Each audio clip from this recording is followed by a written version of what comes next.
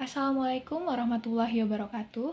Di sini kami kelompok 7 akan menyajikan presentasi materi tentang pendekatan, metode, strategi, dan teknik pembelajaran. Kami beranggotakan 4 orang, di antaranya yang pertama, Dia Sintaritno Rahmawati, yang kedua, Vanessa Tria Rahmawati, yang ketiga, Fitra Ayu Adira, dan yang keempat, Glory Sukmajati. Saya, Dia Sintaritno Rahmawati, akan menjelaskan topik yang pertama, yakni tentang pendekatan pembelajaran. Apa sih itu pendekatan pembelajaran? Pendekatan pembelajaran dapat diartikan sebagai titik tolak atau sudut pandang kita terhadap proses pembelajaran yang merujuk pada pandangan tentang terjadinya suatu proses yang sifatnya masih sangat umum.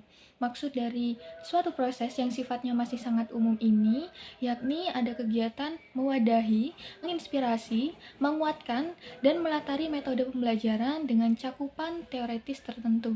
Sudrajat 2008.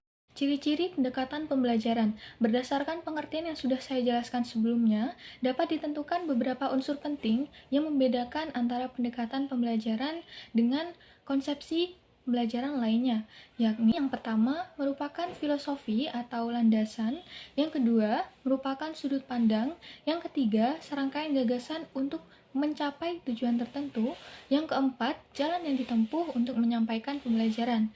Pendekatan pembelajaran itu sendiri merupakan sebuah filosofi atau landasan sudut pandang dalam melihat bagaimana proses pembelajaran yang dilakukan, sehingga tujuan yang diharapkan bisa tercapai. Jenis pendekatan pembelajaran. Pendekatan dalam pembelajaran secara garis besar dibagi menjadi dua jenis, yakni yang pertama, pendekatan teacher-centered atau berpusat pada guru, dan yang kedua, pendekatan student-centered atau berpusat pada siswa. Yang pertama yang akan kita bahas adalah pendekatan teacher-centered. Pada pendekatan ini, pembelajaran berpusat pada guru sebagai seorang ahli yang memegang kontrol selama proses pembelajaran dalam aspek organisasi, materi, dan waktu. Guru bertindak sebagai seorang pakar yang mengutarakan pengalamannya sehingga menstimulus perkembangan siswa. Dalam pendekatan ini, menurunkan beberapa strategi seperti pembelajaran langsung atau direct instruction dan pembelajaran deduktif atau pembelajaran ekspositori. Yang kedua, pendekatan student-centered. Pendekatan ini mendorong siswa untuk mengerjakan sesuatu sebagai pengalaman praktik dan membangun makna atas pengalaman yang diperolehnya. Pusat pembelajaran langsung diserahkan ke peserta didik dengan supervisi dari guru. Pendekatan ini menurunkan strategi pembelajaran seperti discovery learning dan inquiry atau penyingkapan atau penyelidikan. Macam-macam atau contoh pendekatan pembelajaran. Yang pertama, pendekatan konseptual atau CTL. Pendekatan pembelajaran konseptual atau yang biasa dikenal dengan sebutan CTL atau Conceptual Teaching and Learning merupakan pendekatan pembelajaran yang mengaitkan materi pembelajaran dengan situasi nyata siswa. Yang kedua, pendekatan ekspositori. Pendekatan ekspositori menekankan pada penyampaian informasi yang disampaikan sumber belajar kepada peserta pembelajaran. Dalam pendekatan ini, sumber belajar dapat melaksanakan atau menyampaikan materi secara tuntas, artinya pembelajaran dilaksanakan secara holistik dan tidak khusus. Yang ketiga, pendekatan induktif. Menurut Purwanto, pendekatan induktif adalah pendekatan yang bermula dengan menyajikan suatu atau sejumlah keadaan khusus, kemudian dapat disimpulkan menjadi suatu fakta, prinsip, atau aturan. Yang keempat, pendekatan deduktif. Pendekatan deduktif adalah pembelajaran yang berpangkal dari hal yang bersifat umum, lalu diarahkan pada hal yang bersifat khusus. Yang kelima, pendekatan konstruktivisme. Dalam kelas konstruktivisme, guru tidak mengajarkan bagaimana siswa dalam menyelesaikan persoalan, namun mempresentasikan masalah dan mendorong siswa untuk menemukan cara mereka sendiri untuk menyelesaikan permasalahan. Yang keenam, pendekatan pemecahan masalah atau problem solving. Nah, pada pendekatan ini, siswa didorong untuk memperoleh pengalaman menggunakan pengetahuan dan keterampilan yang sudah dimiliki dan diterapkan pada pemecahan masalah yang bersifat tidak rutin atau jarang ditemui atau masih belum dikuasai. 7. Pendekatan open-ended. Siswa dihadapkan pada open-ended Tujuan utamanya bukan untuk mendapatkan jawaban, tetapi lebih menekankan pada cara bagaimana sampai pada suatu jawaban. Yang kedelapan, pendekatan saintifik. Pendekatan saintifik adalah pendekatan pembelajaran K13. Artinya, kurikulum 2013 menggunakan pendekatan ini sebagai induk model dan metode pembelajarannya. Yang kesembilan, pendekatan inquiry. Pendekatan inquiry adalah pendekatan yang memberikan kesempatan kepada siswa untuk belajar melakukan penyingkapan atau penyelidikan terhadap suatu permasalahan. Baik, di sini saya akan menjelaskan mengenai metode dalam pembelajaran. Metode pembelajaran adalah suatu proses yang sistematis dan teratur dengan adanya langkah-langkah untuk mempermudah penyampaian materi yang dilakukan oleh pendidik terhadap peserta didik dengan tujuan tercapainya suatu pembelajaran yang baik. Pengertian metode pembelajaran menurut para ahli. Satu, menurut Abdurrahman Ginting berpendapat metode pembelajaran dapat diartikan cara atau pola yang khas dalam pemanfaatan berbagai prinsip dasar pendidikan serta berbagai teknik dan sumber daya terkait lainnya agar terjadi proses pembelajaran pada diri peserta didik. Pendapat ahli lainnya disampaikan oleh Abu Ahmadi dan Joko Tri Prasetyo berpendapat bahwa metode pembelajaran adalah teknik yang dikuasai pendidik atau guru untuk penyampaian materi pembelajaran kepada peserta didik di kelas, baik secara individu maupun kelompok, agar materi pembelajaran dapat diserap, dipahami, dan dimanfaatkan oleh peserta didik dengan baik. Kemudian, pendapat dari Nur Hamiyah dan Muhammad Jauhar mengartikan metode pembelajaran sebagai cara untuk mengimplementasikan rencana yang sudah disusun dalam bentuk kegiatan yang praktis, nyata, untuk mencapai tujuan dalam pembelajaran. Baik, selanjutnya saya akan menjelaskan mengenai macam-macam metode dalam pembelajaran. Yang pertama yaitu ada metode ceramah. Metode ceramah ini adalah salah satu penyampaian materi pembelajaran atau bahan pembelajaran dengan cara penuturan secara lisan terhadap pendidik kepada peserta didik dengan bahasa yang mudah dan nyaman untuk diterima oleh peserta didik serta dapat mencapai tujuan dalam pembelajaran. Yang kedua, ada metode diskusi. Metode diskusi ini adalah cara penyampaian materi pembelajaran dengan menghadapkan masalah kepada para peserta didik untuk dapat diselesaikan dan dipecahkan masalah tersebut. Yang ketiga, ada metode demonstrasi. Metode ini adalah metode pembelajaran yang dilakukan dengan cara praktikum. Yang keempat adalah eksperimen. Salah satu penyampaian materi kegiatan percobaan atau praktikum di laboratorium dengan tujuan agar siswa dapat melihat secara langsung materi pembelajaran yang disampaikan. Baik, yang kelima, ada karya wisata. Metode karya wisata adalah cara pendidik untuk mengajarkan kepada peserta didik sebuah materi penelitian dengan mengunjungi atau menggunakan tempat atau lingkungan tertentu untuk mencari sumber belajar. Yang keenam, metode latihan. Metode latihan ini yaitu suatu cara penyampaian materi di mana peserta didik dilatih keterampilannya. Yang ketujuh, metode debat, yaitu salah satu cara mengajar dengan mengajak peserta didik untuk saling beradu argumentasi secara perorangan atau secara kelompok. Yang kedelapan, metode mind mapping. Metode ini adalah metode yang menerapkan cara berpikir secara runtun pada sebuah permasalahan atau menggunakan peta pemikiran. Yang kesembilan, metode pembelajaran example dan non-example. Metode ini adalah salah satu cara mengajar secara inovatif di mana siswa dapat menganalisis contoh yang diberikan oleh pendidik dan mendiskusikannya, kemudian mempresentasikan apa yang telah dianalisis tersebut. Dan yang ke-10 ada metode picture and picture, yaitu metode yang digunakan para pendidik dengan mengajak siswa untuk mengurutkan gambar yang berseri yang disusun secara acak oleh pendidik sambil memaparkan alasan pengurutannya. Para peserta didik dapat mengurutkan gambar yang ada menjadi urutan yang logis. Tujuan dari pembelajaran ini untuk melatih kreativitas, daya pikir yang aktif, inovatif, dan menjadikan pembelajaran lebih menyenangkan. Selanjutnya, fungsi metode pembelajaran. Berdasarkan pendapat Syaiful Bahri Jamarah dan Aswan Zain 2006, diketahui beberapa fungsi metode dalam pembelajaran, antara lain 1.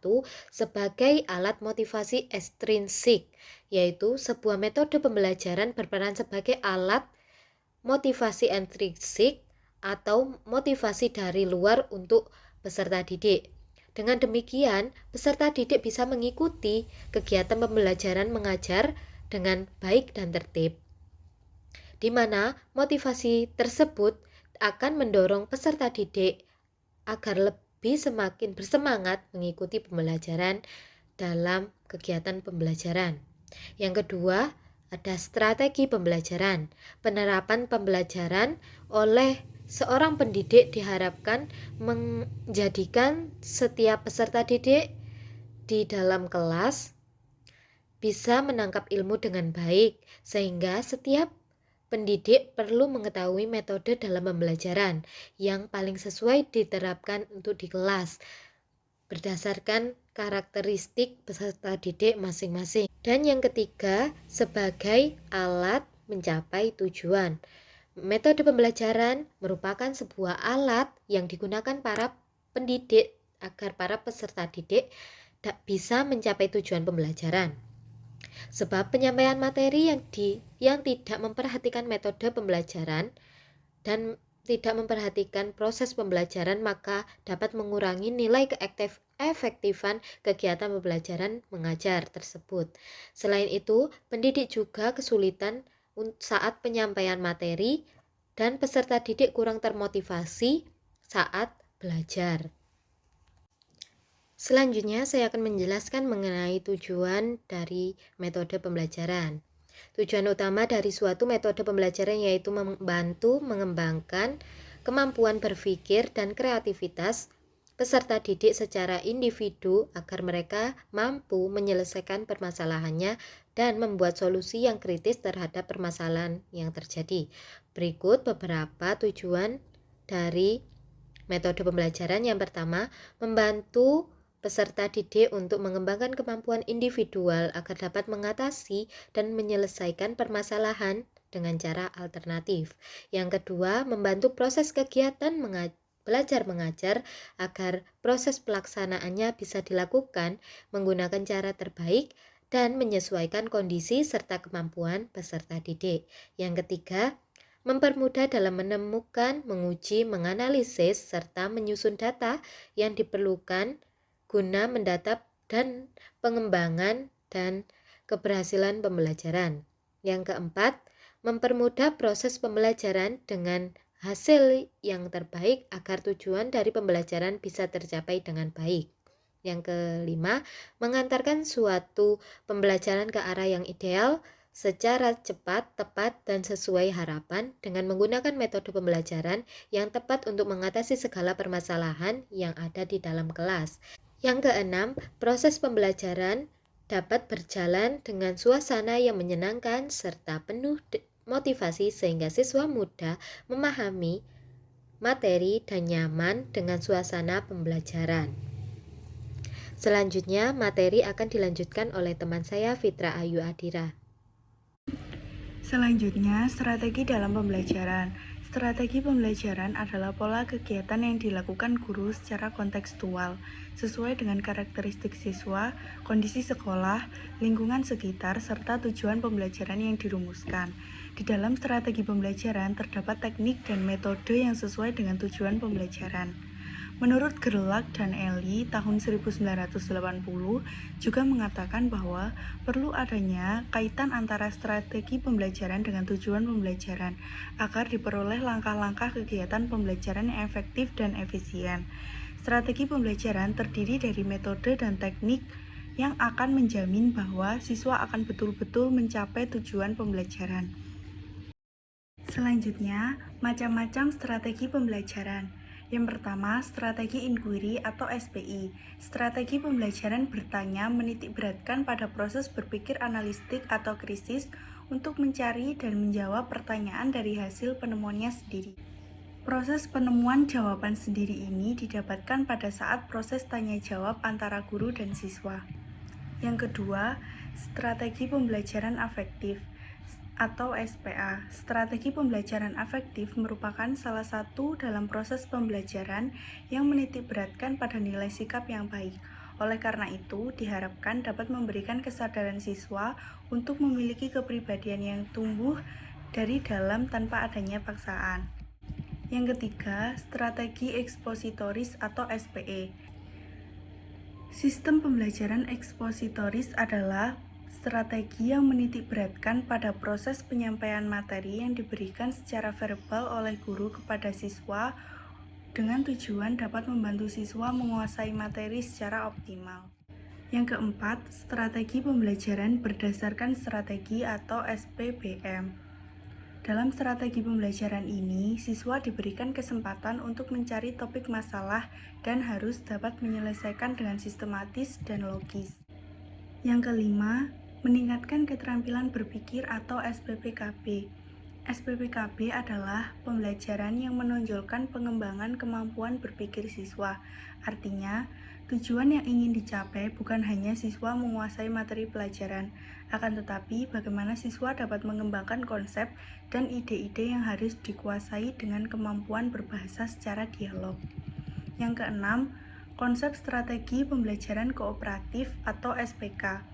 Konsep strategi pembelajaran kooperatif adalah rangkaian kegiatan belajar yang dilakukan oleh siswa dengan membentuk kelompok-kelompok yang didasari pada minat bakat serta ditetapkan berdasarkan beberapa pendekatan untuk mencapai tujuan pembelajaran yang telah dirumuskan. Fungsi dan tujuan dari strategi pembelajaran. Yang pertama, memberikan langkah pembelajaran kepada peserta didik dengan tepat sasaran dan terstruktur. Yang kedua, sebagai perangkat dalam mengembangkan bahan ajar. Yang ketiga, sebagai perangkat untuk mengevaluasi kekurangan bahan ajar yang telah ada. Yang keempat, sebagai kerangka kerja untuk merencanakan proses belajar individu di kelas, latihan dengan tugas kelompok, dan penugasan pekerjaan rumah. Pedoman penetapan strategi belajar. Terdapat 4 masalah pokok di dalam pedoman penetapan strategi belajar agar berhasil dan sesuai dengan harapan, yaitu yang pertama, mengidentifikasi serta menetapkan solusi. Yang kedua, memiliki sistem pendekatan pembelajaran yang sesuai dengan pandangan hidup masyarakat. Yang ketiga, memilih dan menetapkan prosedur, metode, dan teknik pembelajaran yang paling tepat sebagai pegangan guru dalam melaksanakan pembelajaran.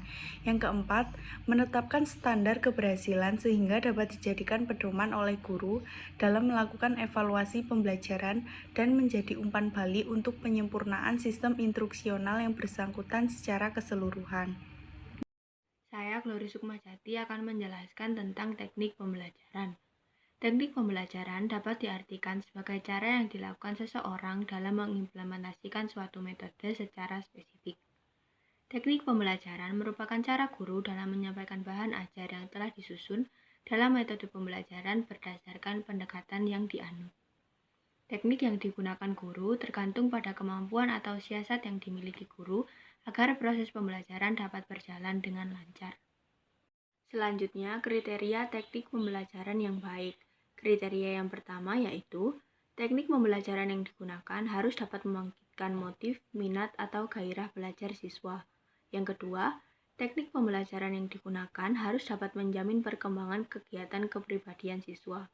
Yang ketiga, teknik pembelajaran yang digunakan harus dapat memberikan kesempatan bagi siswa untuk berekspresi yang kreatif dari kepribadian siswa. Yang keempat, teknik pembelajaran yang digunakan harus dapat merangsang keinginan dan memotivasi siswa untuk belajar lebih lanjut, melakukan eksplorasi dan inovasi. Kriteria yang kelima, teknik pembelajaran yang digunakan harus dapat mendidik siswa dalam teknik belajar mandiri dan cara memperoleh pengetahuan melalui usaha sendiri. Yang keenam, teknik pembelajaran yang digunakan harus dapat meniadakan penyajian yang bersifat verbalistik dan menggantinya dengan pengalaman nyata dan bertujuan. Yang ketujuh, teknik pembelajaran yang digunakan harus dapat menanamkan dan mengembangkan nilai dan sikap utama yang diharapkan dalam cara belajar yang baik dalam kehidupan sehari-hari. Dan yang kedelapan, teknik pembelajaran yang digunakan harus dapat membimbing siswa agar mampu bertanggung jawab sendiri. Selanjutnya, manfaat teknik pembelajaran. Manfaat yang pertama yaitu meningkatkan produktivitas pembelajaran dengan cara mempercepat laju belajar dan membantu guru untuk mempergunakan waktu dengan lebih baik dan mengurangi beban guru dalam menyajikan informasi sehingga dapat lebih banyak waktu untuk membina dan mengembangkan gairah siswa. Yang kedua, memberikan kemungkinan pembelajaran yang sifatnya lebih individual dengan cara mengurangi kontrol guru yang kaku dan tradisional serta memberikan kesempatan siswa untuk berkembang sesuai dengan kemampuannya.